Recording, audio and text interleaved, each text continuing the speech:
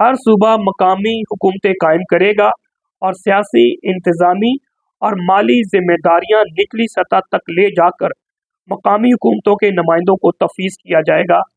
ये हमारा आईन पाकिस्तान इस्लामी जमहूरिया पाकिस्तान 1973 आर्टिकल 140A कहता है। अस्सलाम वालेकुम मेरे पाकिस्तानियों, आप देख रहे हैं law and state with advocate Atiq Rahman Siddiqui. आज 29 अगस्त और जुमेरात का दिन है। अपने जो मेन मौजू है आज इस्लामाबाद मकामी हुकूमतों के इलेक्शन के हवाले से, फिर सदर आलिफ अलवी साहब ने महारंग बलोच के हवाले से क्या स्टेटमेंट दी, इसके अलावा चंद मौजू के साथ मैं पेश खिदमत हूँ। लेकिन इससे पहले आपसे रिक्वेस्ट है कि आप मेरे चैनल को सब्सक्राइब करें, लाइक करें और बेल आइकॉन को प्रेस करें ताकि मेरे वीलॉग आपको रेगुलर नोटिफिकेशन मिलते रहे।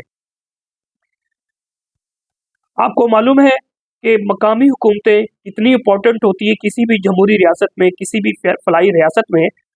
इलेक्शन कमीशन ऑफ पाकिस्तान ने तीसरी दफ़ा इस हुकूमत के कहने पे मकामी हुकूमतें के इलेक्शन का अनाउंस किया अगस्त के स्टार्ट में, और डेट जो है इलेक्शन की 29 सितंबर रखी।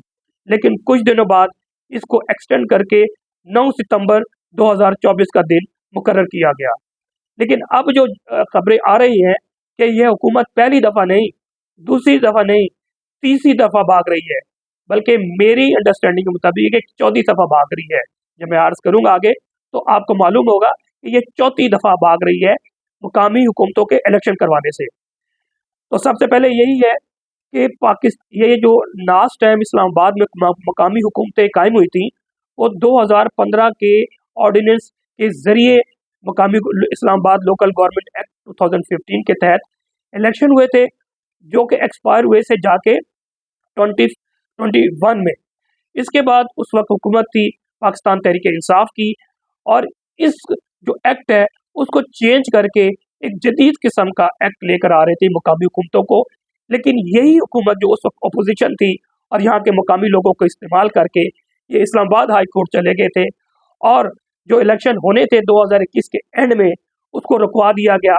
मुख्तसर ये फिर 2022 का आ गया, और 2022 में पाकिस्तान तहरीक इंसाफ की हुकूमत जिस तरफ फस्ताइयों ने मिल के एक अमरीका के कहने पर रजीम थे कॉन्स्पिरेसी के ज़रिए फारिग किया गया, वो सबको मालूम है। और उसके बाद जो 3 साल में पाकिस्तान के साथ बुरा किया जा रहा है पाकिस्तानी अवाम के साथ, वो भी किसी से ढकी छुपी बात नहीं, उसमें नहीं जाना चाहता। अब आ जाते हैं मुकामी हुकूमतों के इलेक्शन में। 2022 में इन्होंने अनाउंस किया कि हम 2015 एक्ट के ज़रिए ये इलेक्शन करवाने जा रहे हैं, और उस वक्त 50 यहाँ पर यूनियन काउंसिल थे और इलेक्शन होते थे डायरेक्ट। लेकिन इन्होंने एक तरमीम के ज़रिए इसको 50 से 100 कर दिया। उसके बाद इलेक्शन की तैयारियां शुरू हो गई। अब जब इलेक्शन की तैयारियां शुरू हो गई तो इन्होंने देखा कि हमारे पास तो ये सीटें नहीं आनी, तो फिर एक अमेंडमेंट ली और फिर 100 से इन्होंने 101 कर दी। अब जब 101 कर दी तो इलेक्शन फिर रुक गए, और फिर इलेक्शन कमीशन पाकिस्तान ने नवंबर में अनाउंस किया, अक्टूबर के बल्कि एंड में अनाउंस किया कि इलेक्शन होंगे 31 दिसंबर 2022 को। फिर तैयारियां शुरू हो गई, और फिर भी ये 2031 का जो 31 दिसंबर 2022 का इलेक्शन भी रोका गया। उसकी डिटेल में नहीं जाना चाहता, लेकिन मुख्तसर ज़रूर बताऊंगा। उसको इस दफ़ा रोका इस तरह गया, फिर अमेंडमेंट लेकर आए और ये 101 से उन्होंने 125 कर दी। अब ये चीज़ें यानी कि कानून को खेला जा रहा है, कानून से खिलवाड़ किया जा रहा है। किसके लिए? अपने ज़ाती मफादात के लिए, अवामी मफादात के लिए नहीं। इन तीनों में पाकिस्तान तहरीक इंसाफ की लोकल जो क़यादत थी, इंक्लूडिंग मैं लीगल टीम को हेड कर रहा था, उसमें 2 जून के भी मामला देखे, फिर दिसंबर के देखे, उससे पहले भी देखे। मुख्तसर के जो दिसंबर के थे हमने लीगल कमेटी बनाई, इसको फाइट भी किया और हमने मुकाबला भी कर लिया था। बट अनफॉर्चुनेटली इन हुकूमतों के साथ इस्लामाबाद हाई कोर्ट के चीफ जस्टिस साहब ने पूरी तरह सपोर्ट किया, और समीउल्लाह से कलीमुल्लाह और कलीमुल्लाह से समीउल्लाह खेला गया। इन्होंने भेज दिया जनाब election commission of Pakistan, election commission ने इनको भेज दिया। लेकिन मुख्तसर ये कि जब ये जस्टिस अरबाब ताहिर की कोर्ट में आया तो उन्होंने कहा 31 दिसंबर को इलेक्शन करवाए, लेकिन उन्हें इलेक्शन नहीं करवाए और कंटेम्प्ट ऑफ कोर्ट भी की। लेकिन बाद में जो आइन की वो कानून की इसमें तरमीम आ गई जिसकी वजह से ये इन्फ्रक्चस हो गया। मुख्तसर ये कि उस ऑर्डर में लिखा गया था कि आपने जो है विद इन 6 मंथ इलेक्शन कराने हैं। अब 2024 है, तकरीबन 1.5 साल हो गए, लेकिन इलेक्शन अनाउंसमेंट की अब किस तरह भागे हैं, दोबारा से तरमीम लेकर आए हैं। अब वो तरमीम की हैं वो भी बताएंगे। लेकिन जो पाकिस्तान तहरीक इंसाफ के रीजन के सदर है इस्लामाबाद के, आमिर मुगल साहब ने अपनी मरकजी मीडिया के ज़रिए एक प्रेस रिलीज भी जारी की है। वो मैं अर्ज़ करता चलूँ कि उन्होंने इस तमाम एफर्ट्स को और इनके इन कामों को ना सिर्फ कंडेम किया है और इनकी तरामीम को भी इन्होंने रिजेक्ट किया है और एक अंदिया दिया है कि वो इस्लामाबाद हाई कोर्ट में इसको चैलेंज करेंगे। मुसल्लत शुदा नाजायज़ हुकूमत ने बल्दियाती इंतखाबात से तीसरी बार तारीखी फरार इख्तियार किया है। पार्लियामान का ऐसा बुरी तरह इस्तेमाल तारीख में कभी भी ऐसा नहीं हुआ जैसा अब हो रहा है। पहले PDM-1 ने यूनियन काउंसिल की तादाद 100 से 100 तक बढ़ाकर बल्दियात से फरार इख्तियार किया। फिर जब 100 पर इलेक्शन करीब आ गया तो अचानक यूसीज की तादाद 125 तक बढ़ाकर इलेक्शन से राह फरार इख्तियार की। अब जबकि 125 यूसीज के हल्का बंदी मुकम्मल होने के बाद इलेक्शन कमीशन ने शेड्यूल जारी कर दिया है और नामजदगी फॉर्म भी जमा हो चुके हैं, अचानक पार्लियामेंट में नया कानून पेश कर दिया गया है और कौमी असम्बली से मंडे को पास भी करवा लिया है। यानी कि 1-2 रोज बाद मेरा ख्याल है कि सेनेट से भी अप्रूवल हो जाएगी और फिर 1-2 दिन में प्रेसिडेंट ऑफ पाकिस्तान ने इस पर साइन कर देना है। आज फिर मुसल्लत शुदा नून लीगी व पीपल्स पार्टी नाजायज़ हुकूमत एक बार फिर अवामी अदालत से भागकर नाजायज़ कानून साजी के पीछे छुप गई है। चेयरमैन व वाइस चेयरमैन का बराह रास्त इंतखाब करना ख़त्म करना मकसद खरीदो फरोख्त है। मंसूबा ये है कि कौंसिल के मुंतखब होने के बाद ज़मीरों की मंडियाँ लगाई जाएँ। गुज़श्ता 2 साल में इमरान खान की अवामी मुंतखब हुकूमत पर शबखून मारकर जिस तरह नाजायज़ हुकूमत से अवाम का बरकस निकाला गया है, उसके बाद ये नाजायज़ हुकूमत अवामी अदालत में जाने से डरती है। महंगाई के हाथों से मिडिल क्लास के खात्मे के बाद नाजायज़ हुकूमत को बल्दियाती इंतखाबात एक डरावना ख्वाब नज़र आ रहा है। यही वजह है कि हर बार इंतखाबात के करीब ये नाजायज़ हुकूमत इंतखाबात से भाग जाती है। तहरीक इंसाफ इस बदनीयती पर मबनी कानून को हाई कोर्ट में चैलेंज करेगी। तहरीक इंसाफ इस नाजायज़ हुकूमत का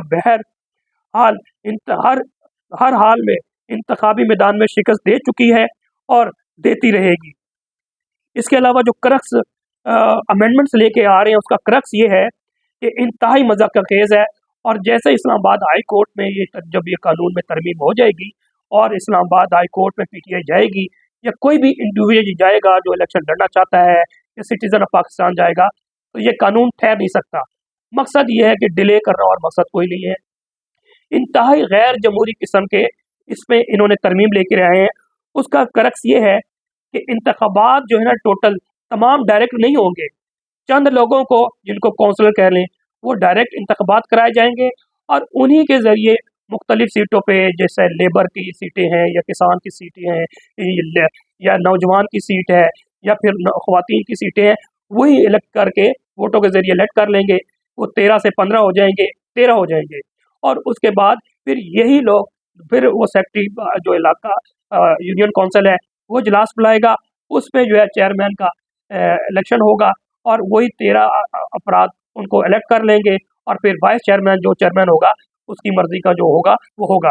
वो इस तरह है कि अब पहले 6 थे, अब यूनियन काउंसिल में 9 वार्ड बनेंगी।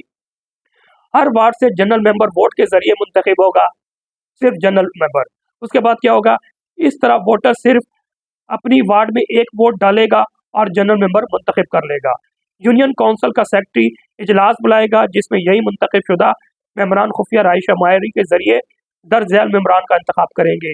एक खातून, एक किसान, लेबर, टेक्नोक्रेट्स, नौजवान मेंबर, गैर मुस्लिम मेंबर। इस तरह यूनियन काउंसिल के मेंबरान की तादाद 13 हो जाएगी। इसके बाद यूनियन काउंसिल का सेक्रेटरी अपनी सरबराही में इजलास बुलाएगा और इन्हीं 13 मेंबरान में से चेयरमैन और वाइस चेयरमैन का इंतखाब किया जाएगा और ये इंतखाबात मुकम्मल हो जाएंगे। ये जितने भी क्लॉज हैं वो गैर जमहूरी है और जो हमारे आइन में क्लॉजेस बुनियादी हकूक़ के हवाले से है या इलेक्शन के हवाले से आर्टिकल 2015 से 215 से 225 तक है, उसकी वायलेशन है, 219 की भी वायलेशन है, 218 की वायलेशन है। बहरहाल ये ज़्यादती की गई है। और इसके साथ ही मैं अर्ज़ करता चलूँ कि बुनियादी जो हुकूमतें होती हैं, या बलदाती हुकूमतें या मकामी हुकूमतें कितनी इम्पोर्टेंट होती है। एक छोटी-सी तहरीर, उसके बाद मैं सदर आरिफ अलवी के बयान की तरफ चलूँगा कि अवाम के वोटों के अ, उसमें मैं अवाम के वोटों के ज़रिए मुंतखब करदा नुमाइंदों के ज़रिए जमहूरी रियासतें कायम होती हैं। ये नुमाइंदे मरकज़ी और सूबाई सतह के अलावा मकामी सतह पर भी मुंतखब होते हैं, मकामी हुकूमतों की तश्कील करते हैं। मरकज़ी और सूबाई सतह पर मुंतखब नुमाइंदों का बुनियादी फ़र्ज़ अवाम की फलाह के लिए कानून साज़ी करना होता है, इसलिए कानून साज़ कहलाते हैं। जबकि मकामी हुकूमतों के मुंतखब शुदा नुमाइंदे अवाम के बुनियादी मसाइल का हल करते हैं। मसलन पानी, बिजली, गैस, स्ट्रीट लाइट्स, बुनियादी मराकज़ सेहत। अवामी मसाइल के लिए मुख्तलिफ कमेटीज़ के अलावा गलियों और सड़कों की तामीर, स्कूल कॉलेज की तामीर, पार्क्स और खेल के मैदानों की फराहमी और टाउन प्लानिंग अलगर्ज 70 से 80% काम इनके ज़िम्मे होती है। और रियासत के पास जमा होने वाले फाइनेंशियल रिसोर्सेज में ज़्यादा रकूम मकामी हुकूमतों के लिए मुख्तस कर दिया जाता है। इसके अलावा ये अपना निज़ाम मौसर तौर पर चलाने के लिए खुद भी टैक्सों और फीसेज के ज़रिए भी फाइनेंस जमा करती है।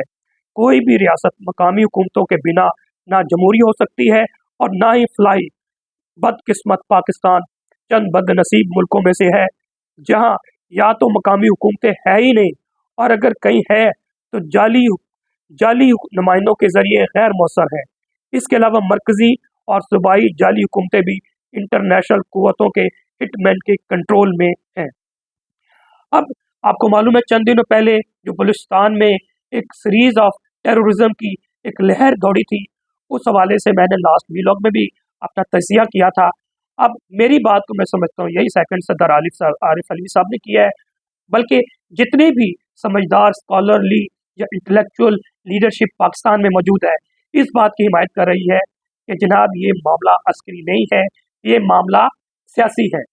अब इसी अज़रब इस्तेकाम के या अज़्म इस्तेकाम के बद में इस वक्त कल या परसों की खबर है कि 60 अरब रुपए रिलीज कर दिए गए हैं कि वार अगेंस्ट टेररिज्म इन बलोचिस्तान या अज़्म इस्तेकाम में। सदर आरिफ अलवी साहब ने लिखा है कि मैंने 4 अगस्त को भी इन मुतलबात के लिए इब्तदाई बयानात का खैर मकदम किया था और हुकूमत और इनके हैंडलर्स पर जोर दिया था कि वो तेज़ी से काम करें और तेज़ी से आगे बढ़े। ये उन मुतलबात की बात कर रहे हैं कि जो मारंग बलोच और उनके दोस्तों ने हुकूमत वक्त को, जो कि है तो जाली, लेकिन इनको कहा था कि जनाब इन पे आप मुतलबात पे काम करें तो बलूचिस्तान में क्या पाकिस्तान में बेहतरी आ सकती है। और उसका मेन पॉइंट ये था कि तमाम चीज़ें आइन और कानून के मुताबिक हो जाए, सियासत को जमहूरी तरीके से मजबूत किया जाए, और जितने भी इन्फोर्स डिसअपियरेंस हुई हैं बलूचिस्तान में या कहीं पर भी, उनको उन लोगों को सामने लाया जाए, या अगर उन्होंने कोई जुर्म किया है तो उनको कानून के कटहरे में लाया जाए। इनको गायब करना आइन की भी खिलाफ वर्जी है और कानून की भी खिलाफ वर्जी है। जिसमें साबका सदर साहब ने लिखा है ट्वीट कि मुझे यकीन है कि कारकुनान का ये ग्रुप, जिसकी एक बड़ी पैरोकार है, जिसकी क़यादत इस बहादुर बलोच पाकिस्तानी खातून कर रही है, दहशत गर्द नहीं है। इन पर इस तरह का लेबल लगाना बंद करें। आग से खेलने वाली हुकूमत की हिमायत याफ्ता टीवी, सोशल और प्रिंट मीडिया की लापरवाही पर मैं बहुत हैरान हूँ। वो नस्ली बुनियाद पर राह आमा को भड़काने पर तुले हुए हैं। इस बात का बहुत कम एहसास है कि कई दिहाइयों के इस्तेसाल के अलावा हज़ार लापता अफराद का ज़ख्म बहुत तकलीफ दे है। वो पाकिस्तान ने अभी हाल ही में अगवा, तशद्दुद, बर्बरियत और कत्ल की एक हिकमत अमली देखी है। बलूचिस्तान में लोगों का ख्याल है कि इस टोल को स्मगलिंग के मफादात, बदउनवानी और इस्तेसाल की बड़ी लानत को छुपाने के लिए इस्तेमाल किया जा रहा है। महरंग इस्लामाबाद आई, जहां इसके साथ हकारत आमेज सलूक किया गया। बलोच अवाम बिलखुसूस गवादर में होने वाले एहतजाज को बेदर्दी से कुचल दिया गया। हर कोई, मैं दोहराता हूँ कि हर सूबे में हर इदारा कानून के हुक्मरानी की इल्तिजा कर रहा है, लेकिन कौन नहीं चाहता? जाहिर है जो लोग इक़्तिदार में हैं, क्योंकि अगर कानून की हुक्मरानी होती है तो वो इक़्तिदार में ना होते और तमाम इदारे भी आईनी हदूद में रहते। अब भी वक्त है, रुक जाएं, सोचें और हिकमत अमली बदलें। ज़्यादा ताकत सिर्फ धोखाधड़ी है। कई दहाइयों से हर महीने इस अब भी पैदा होने वाले हल के बारे में सुना है। मुझे यकीन है कि आपकी बात है बिल्कुल दुरुस्त। लिहाजा घर जाएं और पाकिस्तान बलूचिस्तान के हकीकी लीडरों को अपने नंगे मजलूम अवाम के मसाइल हल करने पर मजबूर करें। इस पर मारंग बलोच ने जवाब भी दिया और शुक्रिया भी अदा किया, और उन्होंने कहा कि from the last few days there has been a significant amount of criticism regarding our stance on the violence against unarmed civilian in Balochistan. From the day one, my position has been very clear. We are peaceful activists committed to non-violence. Both BYC and I strongly oppose any form of violence, regardless of ethnicity, race, political, or religious affiliation. The solution to Balochistan conundrum lies in the rule of law, which those in power don't want because chaos strengthening their grip on power. यही हकीकत है, और मैंने भी इसी तजिया को इसी हवाले से किया गया है। नवाज शरीफ अब सितंबर में भागने की तैयारी कर रहे हैं। नेक्स्ट व्लॉग में इसका मैं तजिया करूंगा। और जो पंजाब पुलिस है, जिनको भेजा जा रहा था कच्चे में, जो कि रिजर्व पुलिस है, चूड़खाना अब फारूकाबाद कहलाता है, वहाँ से भेजे गए थे, तो रास्ते में 25 अफराद ने इनकार कर दिया उन पुलिस मुलाजमीन ने, और गाड़ी से उतर गए। इस हवाले से नेक्स्ट व्लॉग पे इंशाल्लाह तजिया करूंगा, क्योंकि इस व्लॉग में मैं ज़्यादा तवलत नहीं देना चाहता, पहले ही टाइम ज़्यादा हो गया है। तो नेक्स्ट व्लॉग तक के लिए इजाज़त दीजिए। वस्सलाम। पाकिस्तान जिंदाबाद, अवाम जिंदाबाद।